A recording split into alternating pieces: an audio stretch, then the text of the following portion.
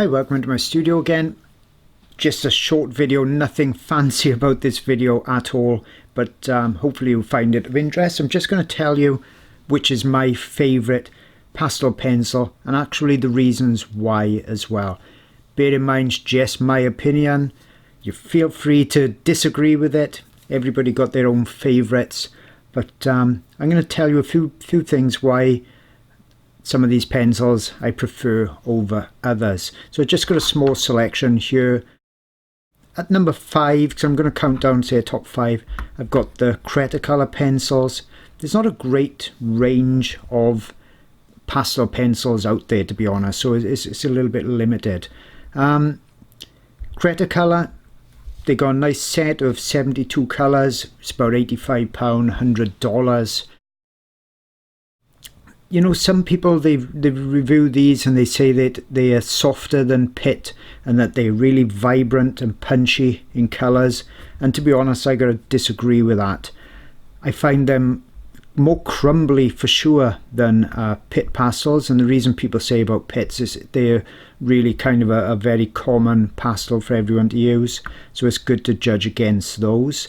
I find these really crumbly and I've sharpened them up quite well. And that was a problem with these as well. If they're that hard a pencil, you'd think they'd sharpen really easily. But this orange one, I've only got a few in these this range anyway. I use a crank handle sharpener, swordfish one, that I use for all my pencils.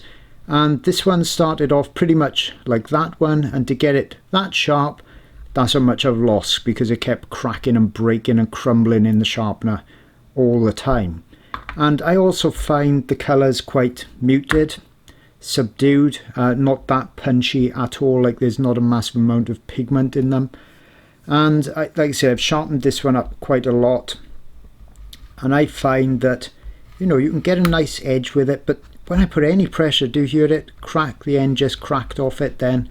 I find them really, really brittle and not sure why anybody would want to buy these over Faber-Castell Pitt if you're looking for a harder pencil, because these are certainly not anywhere near as good, and they're also roughly the same price, if not more expensive, definitely more expensive in the UK. So I've got those right down at last place. Now next up I've got Koh-i-Noor Gioconda soft pastels. I've got the full set of these myself. I love them because they really are punchy in colour. With that punchiness, they are also soft. That's a problem if you don't want to sharpen with a blade and some sandpaper, because it's very likely you'll actually break the nibs sharpening them in, say, something like electric sharpener or crank sharpener. So they're more difficult to sharpen. That also means then you won't be able to maintain a point if you want them specifically for details. Because they're soft, they wear down really quick. But the positive is that they are really, really punchy colours, and because they are soft, you can blend them very easily. I've used these on subjects such as butterflies, flowers, anything where you want something really vibrant. Only 48 in that set in the range. Going to cost you around about $70, about £46 in the UK. So they would have placed higher if they didn't, if they wasn't so soft. But other pastel artists, they may want something extremely soft, and these are really good. Next in line, which may be a surprise to a few or a lot, the Caran DAche pastel pencil range. Now these are pretty much a lot classed as the top of the range. Is 84 in the range, so it's the most colours out of any of the pastel ranges. They're soft, they're punchy, they got great light fastness, brilliant quality. As I said, 84 in the range, but once again they break really, really easily if you use a crank sharpener or electric sharpener, and the only real surefire way to sharpen them is with something like a blade and some sandpaper and taking your time. So if you don't mind that, you may well have placed these at number 1. but I don't like sharpening with a blade particularly, so that's why they're down on number 3. It's a big deal for me, sharpening with a blade. I really am not fussed on doing that at all. The other drawback with these is all the other pastels that are in my top 5, they're all around about £80, £70, £60 for 60, say, pencils. The Caran d'Ache for 84 pencils will cost you around about £250, around about $300. So you can see they are probably 3 to 4 times the price of all the other pastels. They have got a large amount of pastel in the pencil, but not that massive a difference. Like I say, they are really good quality, but if you can justify that price and you don't mind sharpening them with a blade, perhaps you'd want to get a really, a large set of those. They don't crumble like the Creta Color. They're not as soft. Well, there's a bit of crumbling coming off, but they're not as extreme as that. They're not as soft as the Gioconda. Lots of opacity in there. So that's the Caran d'Ache, and personally, because of those things like price and difficulty in sharpening, I've gone down to number 3. Number 2 for me are the Faber-Castell Pitt pastel pencils. Now, 60 in this range, and that's going to cost you about £60 or $90. They are a hard pastel.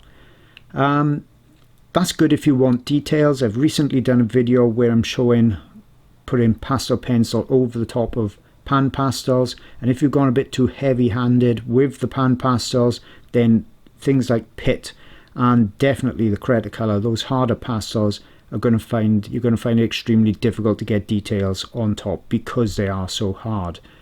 The benefit of that hardness with the Pitt is that it sharpens beautifully, really easily with a crank sharpener and with electric sharpener. So if that's a big deal for you, these are good.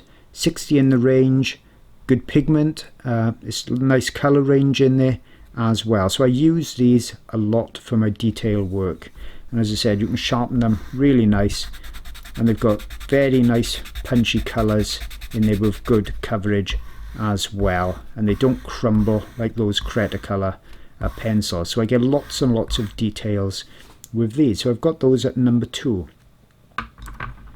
Now, those that know me, this will not be a surprise that my favourite's the Stabilo Carbothello pencil. 60 in the range. That's going to cost you about £70 or $70, so that's a great price. And they're not too hard for me, and they're not too soft. So they sharpen well with the electric sharpener. They sharpen well with my crank handle sharpener as well. They maintain a point great. And they're not quite as hard as the Pitt, so they go on top of pastel, pan pastel, better than Pitt. So if you're finding that you're struggling to go with details on top of the pan pastel with a Pitt pastel, these are just that bit softer, and it means that you'll get your lines on top. They're not crumbly at all. You can maintain a good line, so they don't actually weigh down very quick. You can see all pastels could possibly have the tip off, and normally I don't sharpen them this much. They probably, as sharp as this is all that I really go with pastels. I don't expect to sharpen them to a pinhead like coloured pencils. They won't hold it like that. That's why we work larger with pastel pencils. But I wanted to sharpen them all as much as I could, really, to show you if there was extreme crumbling, and you won't get that with the Carbothello. So that's why this one is at my number 1. I think it's a brilliant all-round pencil. Not going to be as light fast as the Caran d'Ache, but then at around about a third of the price. If there's any colours in the range that you don't want, because the light fastness is perhaps a bit low for you, you could just take those out, and if you wanted to, you could get them in Caran d'Ache, or perhaps a better light fast in Pitt, and just replace those and have a really good set that way. So hope you've enjoyed that. Hope it may have cleared something up if you're struggling to wonder about what pastel pencils suit you best. And I'll see you all again real soon. If you're looking for even more great art sources, I've really got you covered. First off, I've got a Patreon channel. It's been going well over a year or so, packed with around about 50 or more videos and new ones every month. Lots of the videos are many hours long, so you can see they're really in-depth. Subjects such as turtles, birds, elephants, big cats, you name it, it's on there. So that's my Patreon channel. And also on that Patreon channel, before I go into something else, I've got a secret Facebook group. So only the members are actually on there. It's the most supportive and friendly Facebook group that I've ever seen. I know I'm biased, but it really is. We've got 400 or 500 members on there, and they all help each other. So that's a great added bonus. That comes free with it. Also, you get line art every month as well. And we've just designed a brand new companion website for it. So if you've joined other Patreons and channels and you found it very difficult to navigate around, we got this free website that comes with it. All the videos are now just a single click away. It couldn't be any easier than it is. I've also got my site, jasonmorgan.co.uk, lots of tutorial videos, DVD discs and downloads on there. And if you're struggling for reference photos for your art projects, I've got some of those too. I've got 900 plus on my website, wildlifeart-online.com, and they will be copyright free for you, so you can paint and draw from them and sell your work with no copyright worries whatsoever. So hope you like those extra resources, and I'll see you all again real soon.